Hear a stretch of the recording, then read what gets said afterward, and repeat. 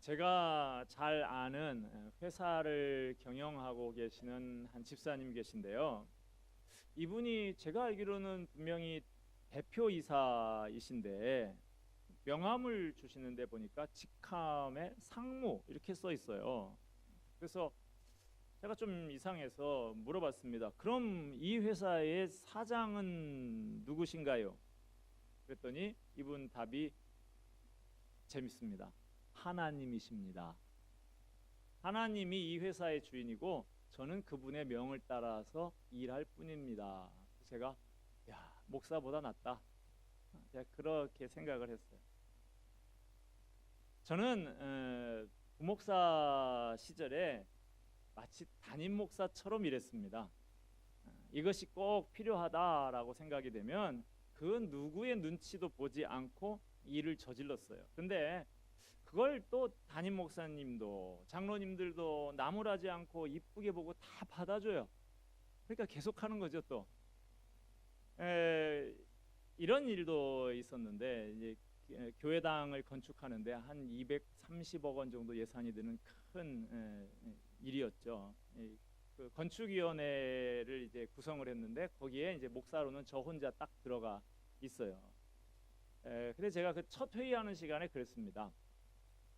예배실이 일단 그래도 가장 중요한 공간이고 돈도 많이 들어가는 공간인데 예배실에 영상과 음향과 특수 조명하는 부분에 예산을 한 10억 원 정도 세워주시고 그 부분만큼은 저한테 전권을 주십시오. 제가 알아서 책임을 지고 잘 처리를 하겠습니다. 그렇게 해주시지 않으면 저는 오늘부로 건축위원 사퇴합니다. 감히 첫 회의부터. 근데 또 그걸 또 다 받아줘요. 그렇게 하래요. 그렇게 했습니다. 그 외에도 당회에서 다 결정해 놓은 일을 제가 다시 뒤집어 놓은 경우도 몇 번 있어요. 아마 제가 이 나라에서 가장 권세 있는 부목사가 아니었을까 그런 생각을 제가 해봅니다. 그런데 제가 성도교회에 9년 전에 담임 목사로 부임하면서는 마음에 이렇게 결심을 했습니다. 내가 부목사 시절에 담임 목사처럼 내 마음대로 다 했으니까 이제 담임 목사는 부목사처럼 해야겠다 그런 생각을 했어요. 그래서 기도하기를 하나님, 담임은 하나님이 맡으시고 저는 그냥 관리 목사 그런 거 하고 싶습니다. 제가 그렇게 기도했어요. 아마 지난 몇 년 동안 제가 그렇게 여러분들을 다그치고 밀어붙이고 큰 소리 치고 한 일 거의 없었던 걸로 저는 기억을 하는데 저만 그렇게 생각하는지는 모르겠습니다만은 웬만하면 다 내버려 두죠. 제가 담임 목사가 여러분들을 질질 끌고 다니는 게 아니라 여러분이 스스로 알아서 잘 하기를 바라기 때문입니다. 그래야만 건강한 교회라고 저는 생각을 합니다. 김동호 목사님이라고 계시죠. 영락교회 부목사 출신이었다가 저 서울의 동안교회 경희대 외대 그쪽에 있는 그 동안교회 담임 목사를 또 거쳐서 높은 뜻 숭의교회 담임 목사도 하셨다가 교회를 이제 4개로 분립을 시키고 은퇴를 하신 목사님이시죠. 이 목사님에게 들은 이야기인데요. 이분이 한 번은 서울의 어느 미션 스쿨에 설교를 하러 가실 일이 있었답니다. 그 교장 선생님하고 차 한잔 나누면서 대화를 하는데 그 교장 선생님이 이런 얘기를 하더래요. 저는요 목사님 있으나 마나한 교장이 되고 싶습니다. 그런 얘기를 하더래요. 이 말을 듣고 그 뜻을 곰곰이 생각해보고 목사님이 큰 충격을 받았다고 그래요. 이게 무슨 얘기냐면 저도 어려서부터 여러 번 들어봤던 얘기인데 세상에는 세 종류의 사람이 있다고 흔히 그러죠. 어떤 사람? 있어서는 안 되는 사람. 또 두 번째는 있으나 마나한 사람. 세 번째는 없어서는 안 되는 꼭 필요한 사람.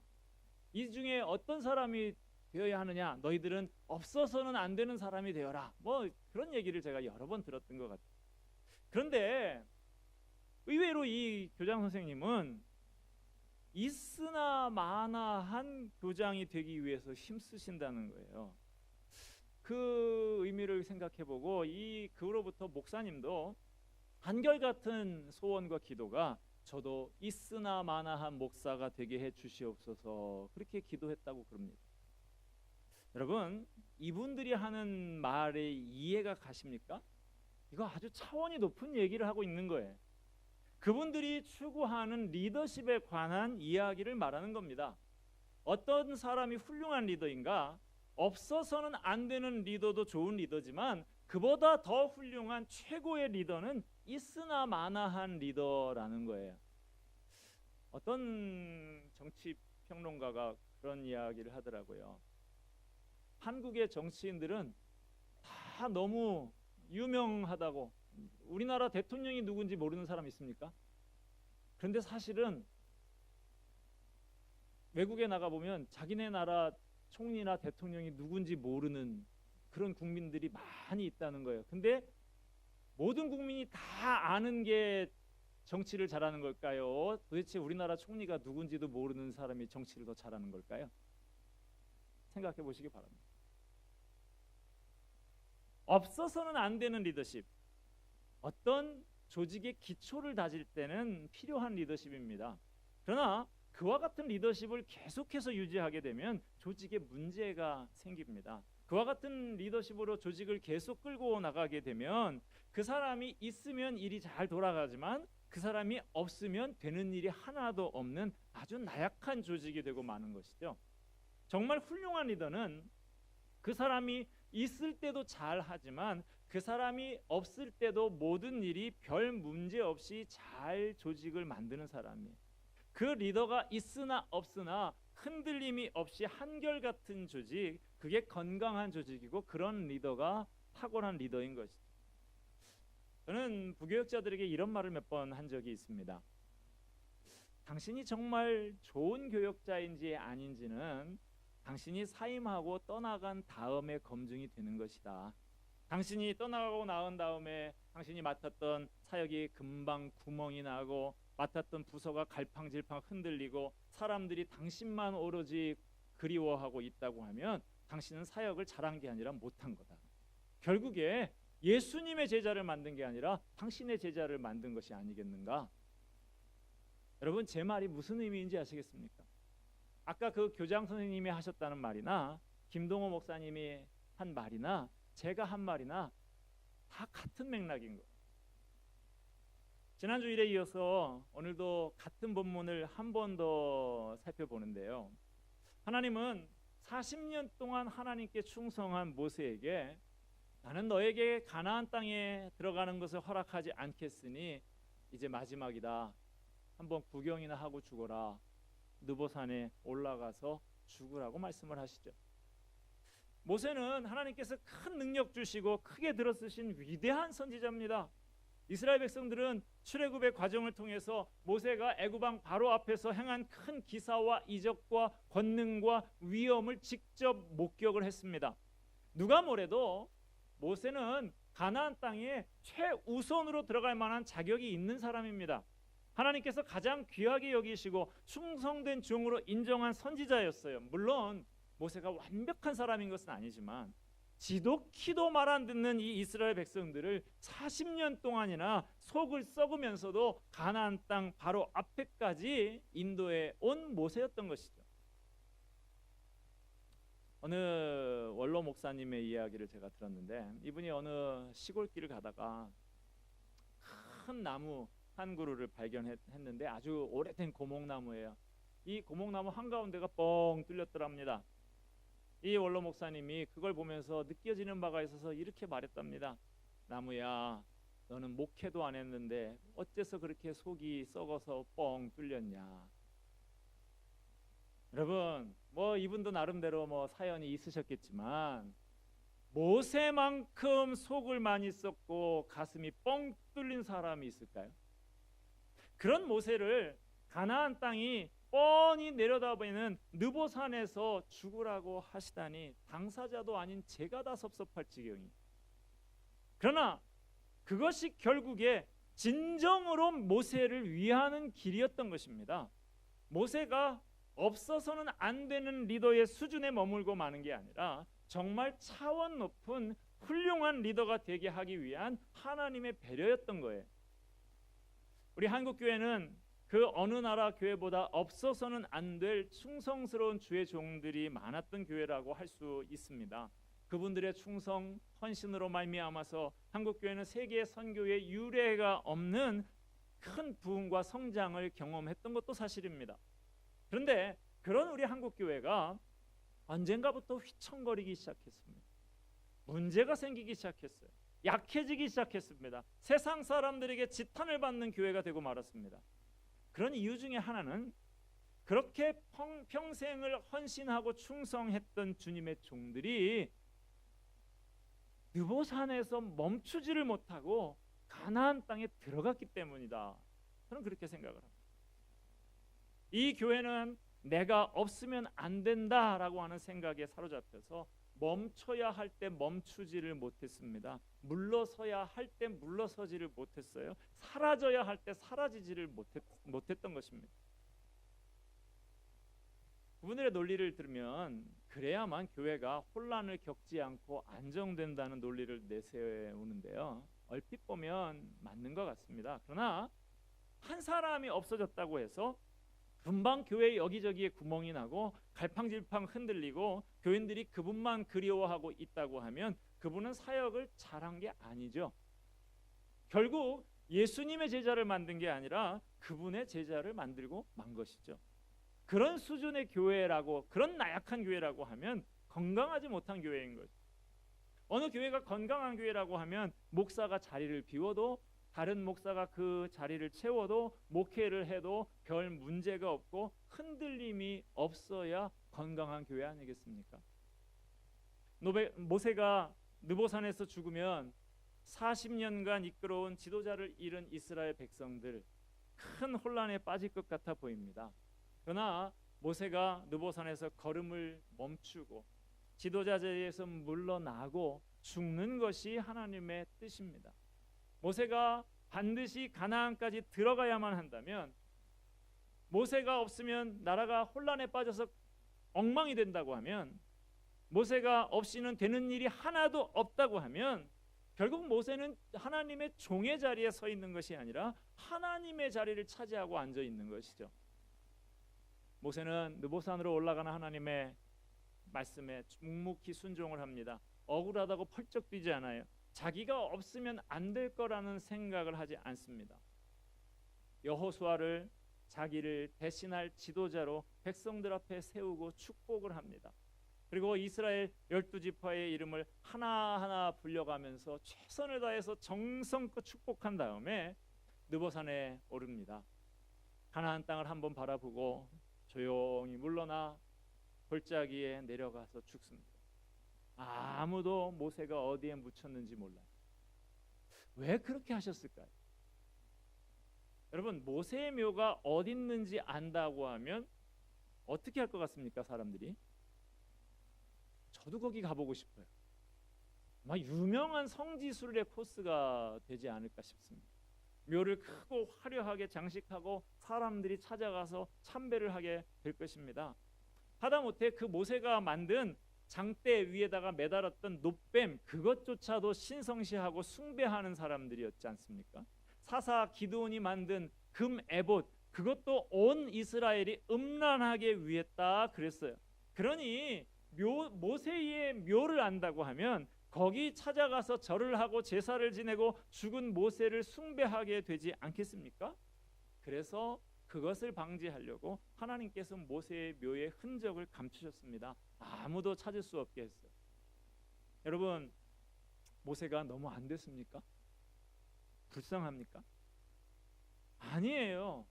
너무 근사하고 멋있지 않습니까?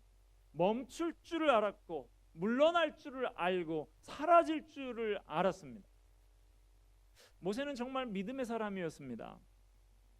하나님은 내가 떠나가더라도 다른 사람을 들어서 사용하실 거라고 믿었습니다. 그런 믿음 때문에 모세는 여호수아에게 안수하며 지도자 자리를 인계하고 홀가분한 마음으로 떠나갑니다. 하나님은 여호수아를 통해서 이스라엘 백성을 약속의 땅 가나안으로 인도하셨습니다. 제 동기 목사님이 목회 리더십을 이양받게 된 이야기를 좀 해드리고 싶은데요. 이분은 신학교 다닐 때부터 난 졸업하고 선교사로 나가겠다고 그렇게 헌신하고 소원을 한 분이셨어요.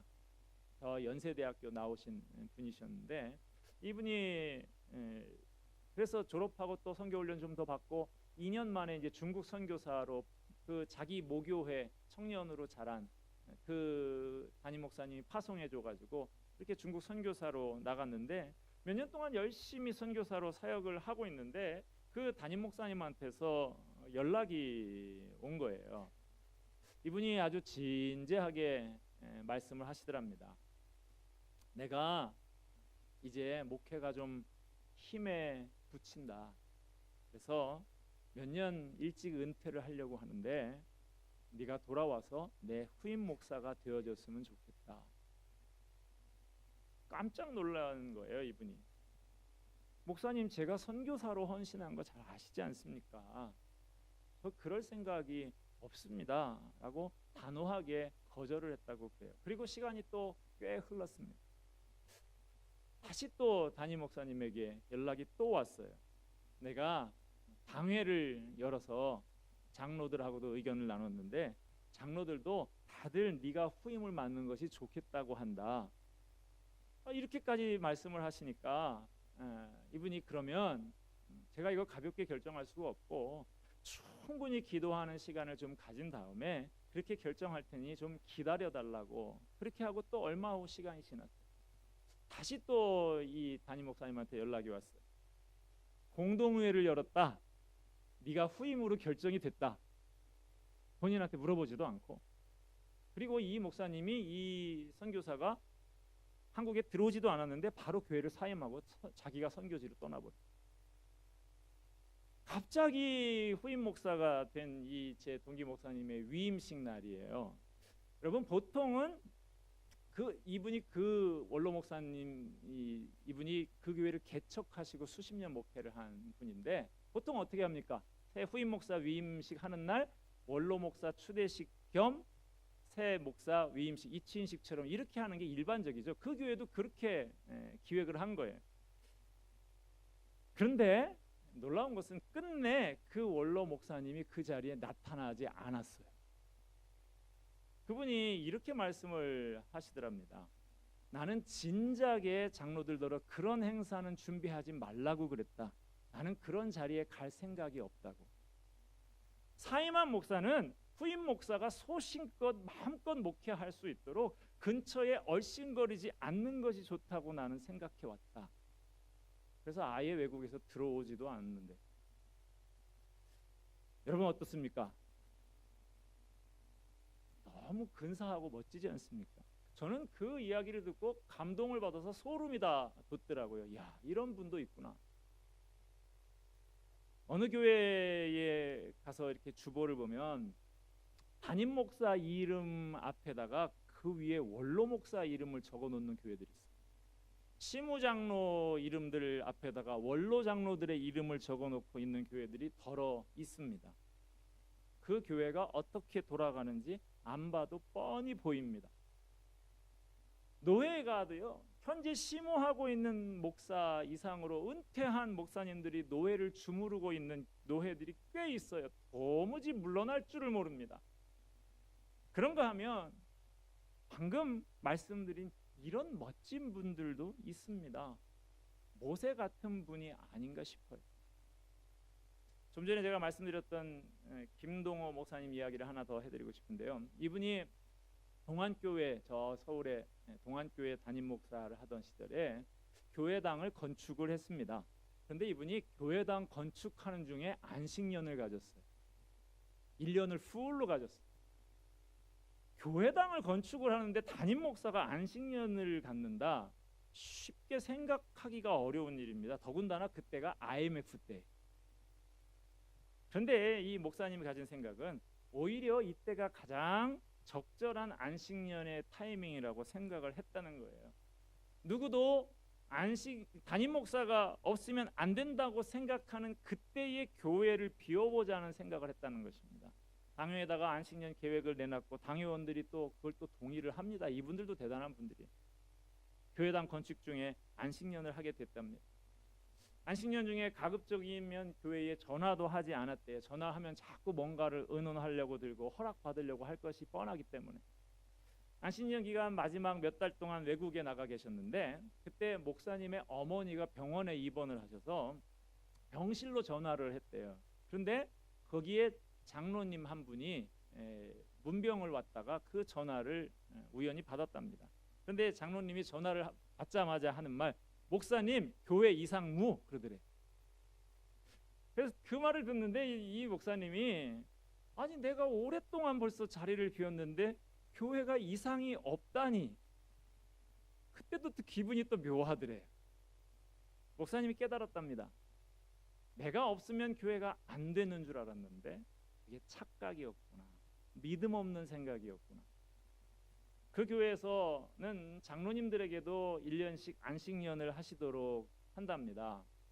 대부분의 장로님들이 아니 우리가 무슨 전임 사역자도 아닌데 무슨 안식년을 갖냐고 그걸 좋아하지 않으시는데도 억지로 1년씩 안식년 하도록 그렇게 했대요. 어느 장로님이 묻더랍니다. 도대체 왜 안식년을 하라는 겁니까? 그래서 목사님이 이렇게 대답을 했더래요. 장로님이 없어도 교회가 아무 문제 없다는 것을 좀 깨달으시라고요. 제가 몇 주간 안식 기간을 가지려고 합니다. 제 몸이 좀 쇠약해졌어요. 몇 개월 사이에 몸무게가 10kg 가까이 줄었습니다. 좀 쉬면서 건강을 회복해야 다시 열심히 달릴 수 있을 것 같아요. 사실 저는 한 6개월 이상 좀 충분한 안식 기간을 가지면서 연구도 하고 교회를 좀 진단도 해보고 향후 교회가 나아갈 방향을 정립을 했으면 했습니다. 그런데 장로님들이 동안교회 장로님들하고 좀 달라서 목사님 안 계시면 우리 교회 무너집니다 그러는 거예요. 그래서 어쩔 수 없이 타협을 했어요. 매년 한 1개월 정도씩 좀 나누어서 안식 기간을 갖기로 했습니다만은 실은 목사가 안식년을 갖는 것은 목사에게 필요한 일일 뿐만 아니라 교회가 건강해지기 위해서도 필요한 일입니다. 물론 어느 정도는 영향이 있을지도 몰라요. 그러나 그 정도의 문제는 스스로 이겨내고 극복해내는 훈련을 해야 건강한 교회가 될 수 있습니다. 담임 목사가 안식년 좀 갖는다고 무너지는 그렇게 허약한 교회라고 하면 그러면 은퇴는 어떻게 합니까? 제가 예전에 독수리가 어떻게 새끼를 양육하는가 하는 말씀을 드린 적이 있는데 그 독수리가 새끼를 강한 창공의 제왕으로 만들기 위해서 절벽 꼭대기에서 계속 밑으로 떨어뜨린다는 거 아닙니까? 그래서 야생동물에는 보면 마마보이 야생동물이 없어요. 사람한테만 마마보이가 있어요. 그런 면에서 볼 때 한국교회 교인들 중에는 마마보이가 꽤 있는 것 같아요. 목사에게 꼭 매달려서 그 목사가 없으면 교회에 큰일이 날 것처럼 불안해하면서 목사를 하나님처럼 떠받들고 사는 마마보이가 많아요. 물론 목사를 우습게 보고 아무렇게나 대하라 그런 말은 아닙니다. 그러나 아무리 훌륭한 목사라도 목사는 목사지 하나님일 수 없는 것입니다. 목사가 없으면 흔들리는 그런 교회는 건강한 교회가 아닌 것이죠.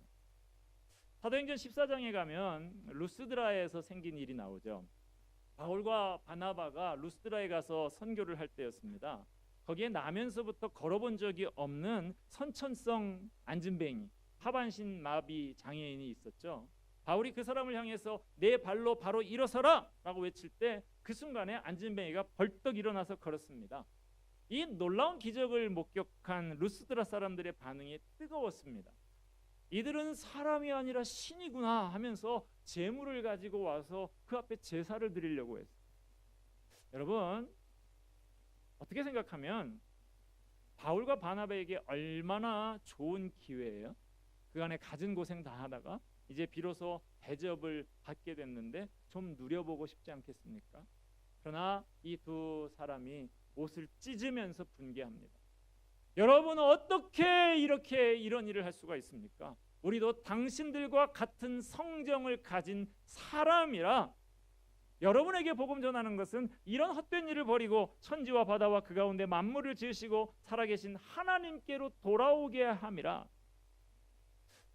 바울과 바나바는 소리를 지르면서 무리를 뜯어말리고 자기를 숭배하지 못하게 했습니다. 이 장면에서 우리는 하나님 일을 하다가 올 수 있는 시험의 또 다른 측면을 볼 수 있습니다. 바로 영광의 시험인 것이죠.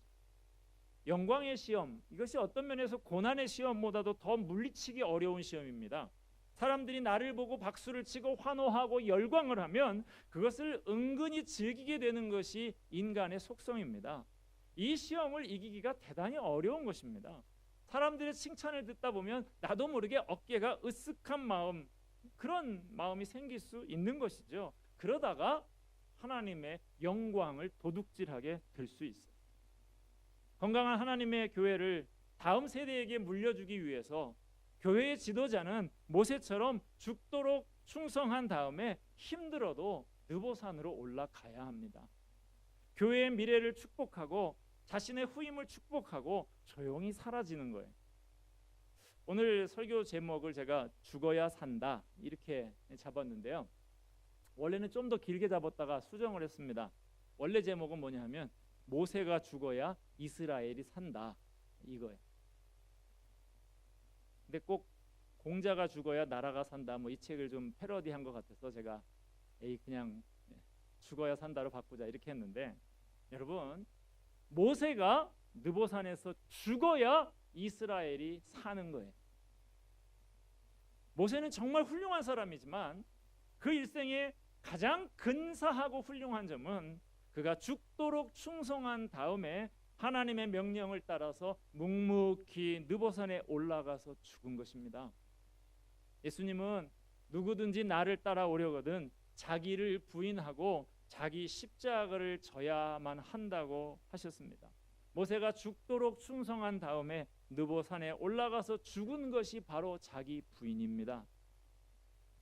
어느 목사님이 설교 시간에 자기 부인이 중요하다라고 그러니까 어느 아내분이 남편한테 툭 찔르면서 잘 들어, 목사님이 자기 부인이 중요하대잖아 뭐 그랬다는데, 뭐 그 자기 부인도 중요하기는 합니다만은 다른 의미의 자기 부인이 더 중요합니다. 자기 부인, 그것은 십자가를 지는 것입니다. 그게 그만큼 어려운 것이죠. 말씀을 맺고자 합니다. 모세의 마지막 모습, 그 모습이 너무나 아름답기 때문에 제가 2주에 걸쳐서 그 모습을 묵상하고 곱씹어 봤습니다. 저는 이렇게 느보산에서 그 생을 조용히 마감한 모세가 정말로 존경스럽습니다. 그 뒷모습 정말 부러운 모습입니다. 부족하지만 저도 느보산에서 죽은 모세 같은 사람이 되고 싶은 마음이 굴뚝 같습니다. 저도 모세처럼 멋지게 마무리를 하고 싶습니다. 마지막까지 노욕을 부리지 않고 나 아니면 아무 일도 안 될 것처럼 그렇게 착각하지 않고 하나님의 영광을 가로채지 않고 하나님만 높여드리는 삶을 살고 싶습니다. 없어서는 안 되는 리더, 그 수준에 머물지 않고 싶습니다. 그보다 차원 높은 있으나 마나한 리더가 되고 싶습니다. 내가 없어도 전혀 흔들림이 없는 건강한 교회를 만들어 놓고 물러나고 싶은 마음이 간절합니다. 저만 아니라 여러분 모두도 그렇게 되기를 바랍니다. 여러분 이 세상 사는 동안에 힘을 다해서 충성하며 사십시다. 그리고 마지막에 아름다운 모습으로 퇴장할 수 있는 저와 여러분이 다 될 수 있기를 주님의 이름으로 축복합니다. 기도하겠습니다.